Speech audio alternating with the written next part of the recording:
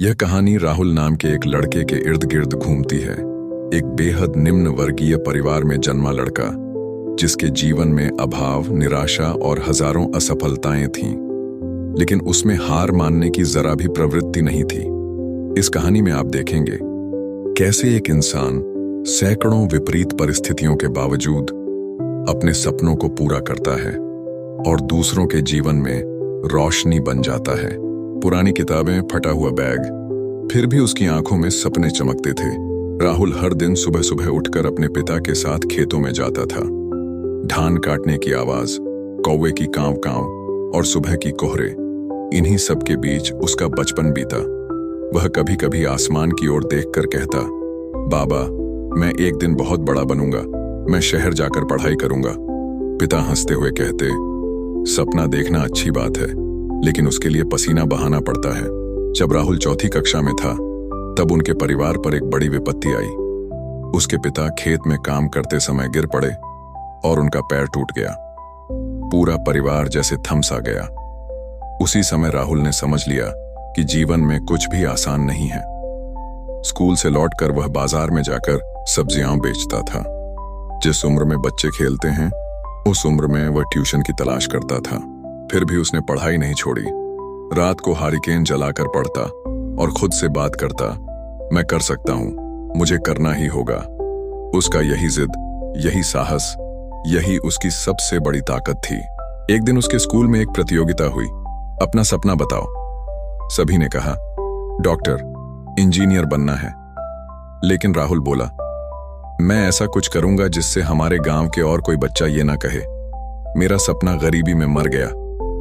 उस दिन से उसने रोज अपनी डायरी में लिखना शुरू किया, आज मैंने क्या सीखा, आज की तकलीफ कल की ताकत है। राहुल अब 8वीं कक्षा में था। उस साल बारिश इतनी ज्यादा हुई कि खेतों की सारी फसल बर्बाद हो गई। घर में खाने के भी लाले पड़ गए। स्कूल की फीस देने के लिए पैसे नहीं थे। माँ ने अपने गहने गिरवी रखे, तब जाकर राहुल की पढ़ाई जारी रही। लेकिन मुश्किलें खत्म नहीं हुई। गांव में एक चाय की दुकान थी। उसके मालिक ने कहा, राहुल, शाम को आकर दुकान में मेरी मदद कर देना, बदले में मैं तुम्हें थोड़ा पैसा दूंगा। राहुल ने तुरंत हाँ कर दी। स्कूल से लौटकर वह दुकान में झाड़ू लगाता, कप धोता और ग्राहकों को चाय देता। शाम को जब उसके दोस्त क्रिकेट खेलते, राहुल ट्रे लेकर दौड़ता था। कई बार ग्राहक हंसते, अरे ये तो वही लड़का है जो स्कूल में अव्वल आता है, अब चाय दे रहा है। राहुल चुप रहता, लेकिन अंदर ही अंदर उसकी आंखें जलती थीं। अपमान से नहीं, जुनून से। रात को जब सब सोते, वह किताबें खोलता। केरोसिन की धीमी लौ में उसकी आंखें जलती थीं, लेकिन उसके सपने और चमकने लगते। एक दिन स्कूल में विज्ञान प्रदर्शनी थी। राहुल ने घर के टूटे हुए रेडियो और पुराने खिलौनों से एक छोटा सा मोटर बोट बनाया। सब हैरान रह गए। मुख्य अतिथि ने पूछा, ये सब कहां से सीखा?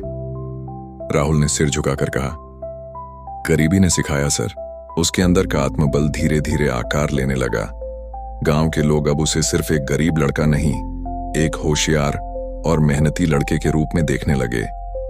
लेकिन एक रात ऐसा तूफान आया जिसने पूरे गांव को हिला दिया।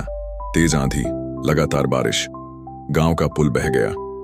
गांव की बिजली गुल हो गई और कई घर ढह गए। राहुल का घर भी उसमें से एक था।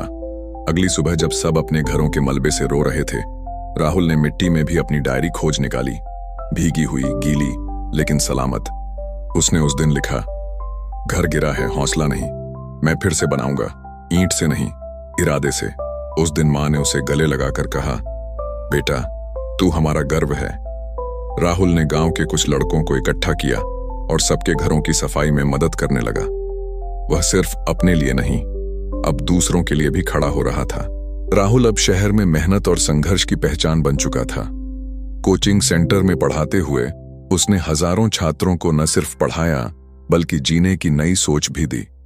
वह हर क्लास की शुरुआत एक ही बात से करता, किसी का जन्म कहाँ हुआ, इससे ज्यादा जरूरी है कि तुम कहाँ पहुंच सकते हो। एक दिन एक बड़ा संस्थान उसे बुलाता है सेमिनार के लिए।